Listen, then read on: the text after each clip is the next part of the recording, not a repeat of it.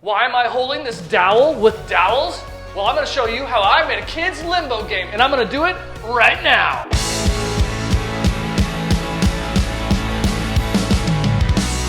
This is Dude Sawdust, and I'm Carpenter Logan.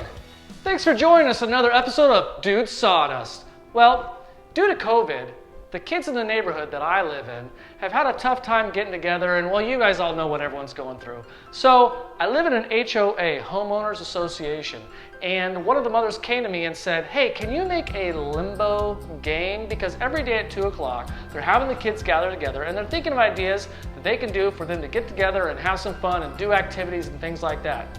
So I didn't know what a limbo was exactly. I've heard of it before. I looked it up on the internet, did a little Google search, and what I found was it's basically 2 poles with notches and a rod that goes across, and the kids can go underneath it. I brought up the idea that maybe the kids would want to paint it themselves because that would be fun for them to do.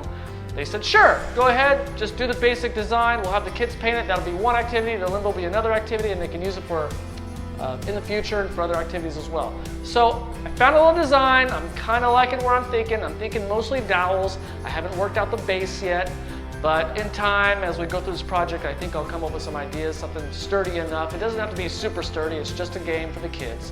So hopefully you'll see this is a pretty cool idea and want to do it yourself. You can follow along, take my idea, try to do your own idea, put a spin on it, copy my idea. I don't care. It's going to be a fun project, and it's something really simple. So stick around. And don't forget to subscribe to this channel, ring that bell, get those notifications, and like this video so we can send this out and make it something that other people can see as well. I bought this 8-foot long pole. That looks about right, about 8 feet long. And I'm going to cut this in half because this is going to be the 2 poles on the side. I want to get the right measurement because I don't know if it's 8 feet exactly. Let's find out. That's going to be 8 feet and a half inch. So we're going to cut this to 4 1/4 inch each.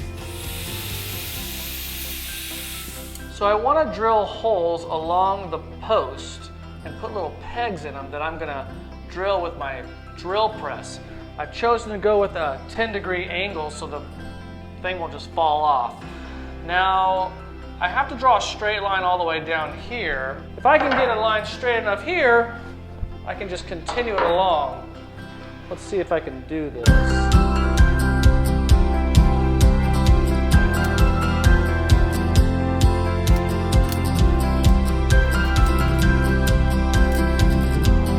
Gotta get it just right. Went pretty well. Now I just gotta do one more. These are the pegs that are gonna be drilled into the post, the vertical post. This is the limbo stick. 1/2, 3/4, 1/2. From center to center is 1 1/4 inch. But I'm gonna need some space between these two for the rod, the limbo rod, to hang on there. So I'm gonna go 1 1/2 inch to give 1/4 inch space. I think that's gonna work out. I think that's gonna be a good idea. So with this line, the first post will be 1 inch from the top. And then we go 1 1/2 inch using my trusty little ruler here. Kind of a tedious process, but well worth it. Hope the kids enjoy this nice little limbo. I doubt they'll truly appreciate the craftsmanship that's gonna go into such a game like this. But when you're dealing with, I don't know, 4, 5, 6, 7, 8, 9, 10-year-olds, I don't think they're going to really ask, you know, the spacing on these pegs is perfect, or I really like the way he did the base, or did he make these dowels himself? Not the kind of conversations I predict are gonna happen. But if they do, how cool would that be? But I doubt it. You know, these are my Bob Ross moments. Right now, the football game's on, and I really wanted to watch it, but I really wanted to do this project at the same time. So fine craftsmanship sometimes requires sacrifice. I have a feeling though that while I'm videotaping this, someone's gonna walk through that door and totally interrupt this. But if they do, we're just gonna keep on rolling. Not quite sure how low these kids are gonna go, but I have to be prepared. expert, for the pro, for the one who's going to challenge it. And what I say, here they come. Logan, can you or at least grab a cup right now while I'm ready? Can I what? Can you get a scoop for Feed the dog? Yeah. Okay. What'd I tell you?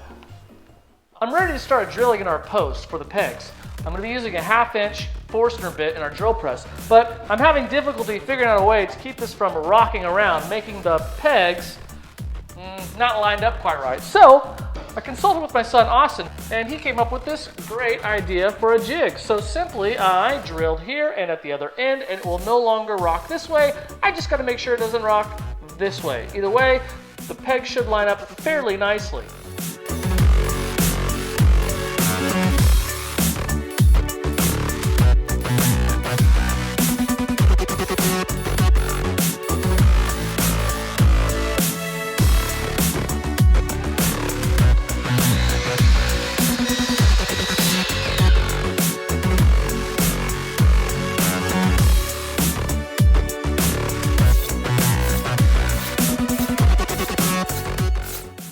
Part where you get to glue it all up. Now what I do to one, I'm going to do to the other, of course. We're going to use Titebond 1. This is not an exterior project that I'll be sitting out. Just going to use a dab of glue at the base. Actually, you know, let me just do a few at a time here. They're cut at a 10-degree angle. The pegs here were cut at a 90-degree angle. There will be a space for this glue to kind of sit at. We'll try that much right now. Right there. Okay.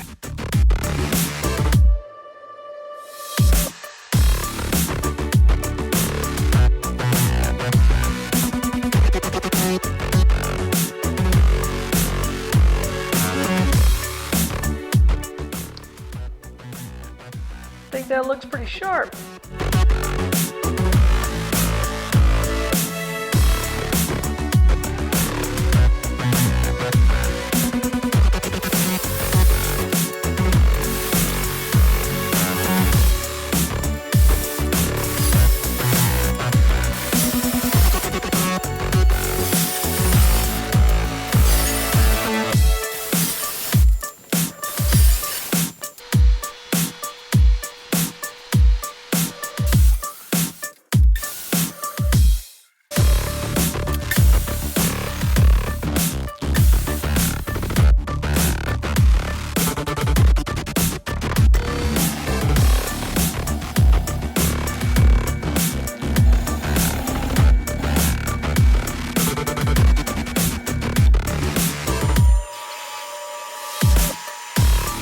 Now that we're ready to finish up these bases, I'm going to trim up these sides, do some sanding, and fill in some of these cracks and make this base ready for the kids.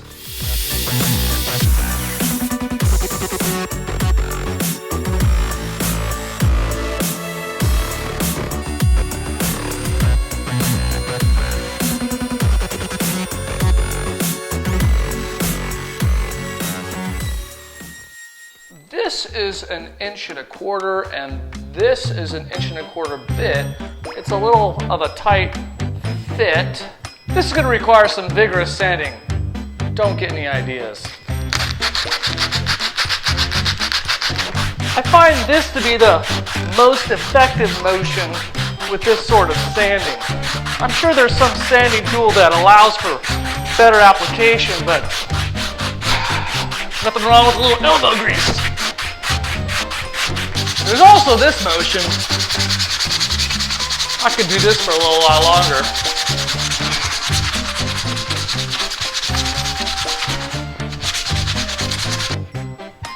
Well, would you look at that? Okay, it's working. All three pieces are now ready to be glued up. I have sanded down these two pieces to 220 grit, and this acts as more of a decorative piece. I recessed the drill hole about 1 inch, maybe a little less, into here. This will act as a supportive piece as well. Then we'll glue this onto the top, and we're pretty much done at that point.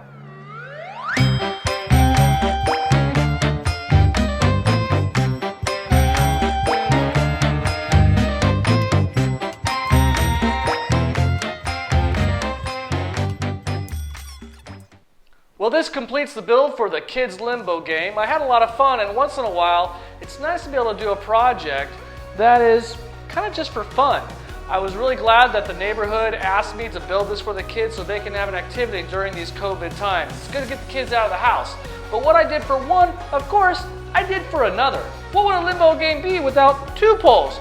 And while I was at it, I said, hey, what the heck, let's make 2 sets for the kids. And just like that, there's enough to go around for everybody. I hope you like this video. I hope you get an opportunity to maybe do some of what I did. Put it together, get some dowels. It's really a simple build, and you can design it how you really want. Make it your own. And remember, thanks for watching this video, and don't forget to like, subscribe, and ring that bell. That way you get notifications for all my videos that come out. So thanks everybody, and to my Dude Sawdustians, we're out of here.